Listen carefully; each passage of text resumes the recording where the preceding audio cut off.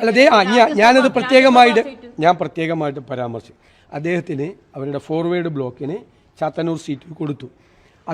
അവർ പാർട്ടിയും അത് പരിശോധിച്ചതിന് ശേഷം അവിടെ കോൺഗ്രസ് മത്സരിക്കുന്നതാണ് നല്ലത് എന്ന് പറഞ്ഞ് തിരിച്ചു തന്നു. തീർച്ചയായിട്ടും ഫോർവേഡ് ബ്ലോക്കിനോട് ശ്രീ ദേവരാജനോട് ഞങ്ങൾ നന്ദി പറയുന്നു.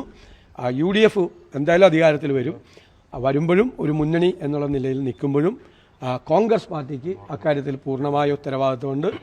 ഫോർവേഡ് ബ്ലോക്കിനോട് ഞങ്ങൾ പൂർണ്ണമായ നീതി പുലർത്തും. വാക്കാണ്. അല്ല അതൊന്ന് അതിന്റെ ഡീറ്റെയിൽ രാജ്യസഭ തീരുമാനിക്കുന്ന ഞാനാണ്.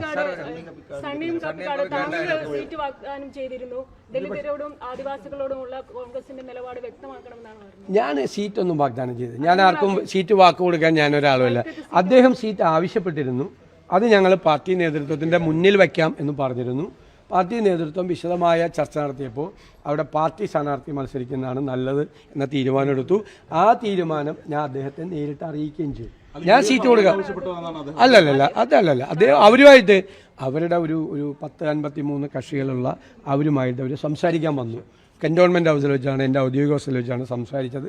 അവർ ഈ സീറ്റ് ആവശ്യപ്പെട്ടപ്പോൾ ഞാൻ ഒരേ സീറ്റ് കൊടുക്കാമെന്ന് പറയാൻ പറ്റിയ ആളാണ് ഞാൻ പറയാം അത് പരിഗണിക്കാം. മുന്നണി നേതൃത്വമായിട്ടും പാർട്ടി നേതൃത്വമായിട്ട് ചർച്ച ചെയ്തിട്ട് തീരുമാനം അറിയിക്കാമെന്ന് പറഞ്ഞു. പാർട്ടി നേതൃത്വമായിട്ട് ചർച്ച ചെയ്തപ്പോൾ വൈക്കത്ത് ഞങ്ങൾ മത്സരിക്കുന്നതാണ്, പാർട്ടി മത്സരിക്കണം എന്ന തീരുമാനം എടുത്തു. അദ്ദേഹത്തെ അറിയിക്കുകയും ചെയ്തു. അദ്ദേഹത്തിന് അത് അവിടെ മത്സരിപ്പിക്കാനും അറിയില്ല. 25 സീറ്റാണോ 27? അവർ 2 സീറ്റ് കൂടി അനൗൺസ് ചെയ്യും. അവർ ഇന്നലെ അനൗൺസ് ചെയ്ത് 25ആണ്. അവർ 2 സീറ്റ് കൂടി അനൗൺസ് ചെയ്യും. 27 പ്രാദേശിക പ്രശ്നങ്ങൾ. പിന്നെ അതേപോലെ തന്നെ പ്രധാനപ്പെട്ട എൽദോസ് കുന്നപ്പള്ളിയുടെ കാര്യത്തിൽ ഒരു അനിശ്ചിതത്വം നടക്കുന്നു. അല്ലാതെ സെൻട്രൽ ഇലക്ഷൻ കമ്മിറ്റിയുടെ മുമ്പിലാണ് ഉള്ളത്. സെൻട്രൽ ഇലക്ഷൻ കമ്മിറ്റി തീരുമാനമെടുക്കും. ഇപ്പൊ പത്തനംതിട്ട ജില്ലയടക്കം പ്രധാന സ്ഥലങ്ങളിലൊക്കെ തന്നെ ഈ പ്രാദേശിക പ്രശ്നങ്ങളാണോ ഇത്ര വൈകാൻ കാരണം? നിങ്ങൾ കുറേ സീറ്റുകൾ വൈകാൻ കാരണം എന്താണെന്ന് നിങ്ങൾക്ക് മിനിങ്ങാന്ന് മനസ്സിലായി. കണ്ണൂര് നിങ്ങൾ എന്താ തീരുമാനം എടുക്കാത്തതെന്ന് ചോദിച്ചു. UDFന്റെ സീറ്റ് വിഭജനം എന്താണ്? സീറ്റ് വിഭജനം ഇപ്പോൾ RSP എന്താ ചെയ്ത്? RSP ആർക്കാ പിന്തുണ കൊടുത്തത്? CPM-ലുണ്ടായൊരു ഡെവലപ്മെൻറ്റ് ഉണ്ടായി. അവിടെ ഒരു സ്വതന്ത്ര സ്ഥാനാർത്ഥി വന്നു. അവിടെ RSP സീറ്റ് അവർ പിന്മാറിയിട്ട് സിബു ബേബി ജോൺ തന്നെ മുൻകൈയെടുത്ത് അവിടെ പോയി കുഞ്ഞികൃഷ്ണൻ പിന്തുണ കൊടുത്തു. വൈകുന്നേരം ആയപ്പോൾ എവിടെ കലാപം ഉണ്ടായത്? തളിപ്പറമ്പിൽ കലാപം ഉണ്ടായല്ലോ. ചില കാര്യങ്ങൾ നമ്മൾ കാത്തു നിൽക്കണ്ടേ? ഞങ്ങൾ അന്ന് തന്നെ സ്ഥാനാർത്ഥിയെ പ്രഖ്യാപിച്ചിരുന്നെങ്കിലാ? നിങ്ങൾ ഇതൊക്കെ കൂടി കേൾക്ക്. അന്ന് തന്നെ ഞങ്ങൾ സ്ഥാനാർത്ഥിയെ പ്രഖ്യാപിച്ചിരുന്നെങ്കിലാ? സത്യത്തിൽ എനിക്ക് ഈ സമയം സമയം ഈ ഇലക്ഷൻ്റെ പ്രഖ്യാപനം 9-ാം തീയതി ഇലക്ഷൻ ആയതുകൊണ്ടാണ്. ഇല്ലെങ്കിൽ ഒരു 3 ദിവസം കൂടി വെയിറ്റ് ചെയ്താലേ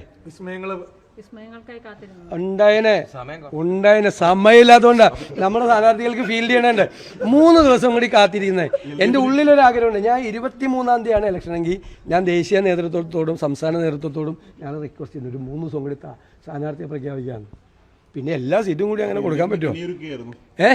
അല്ല, ഞാൻ അങ്ങനെയുള്ള വാക്കുകളൊന്നും നമ്മൾ ഉപയോഗിക്കില്ല. നമ്മളങ്ങനെ കെണിവെച്ച് ആളെ പിടിക്കുന്ന പാർട്ടിയൊന്നും അല്ലല്ലോ നിങ്ങൾ ഈ വിസ്മയം എന്നൊക്കെ പറയുമ്പോൾ ഉള്ളിലെങ്കിലും ചിരിച്ചിട്ടില്ലേ? എന്ത് വിസ്മയമെന്ന് ഇപ്പോൾ മനസ്സിലായില്ലേ? ഇപ്പോൾ അരടസം വിസ്മയം നടന്നില്ലേ കേരളത്തിൽ? ഇനി വേണോ? എപ്പോൾ വേണം?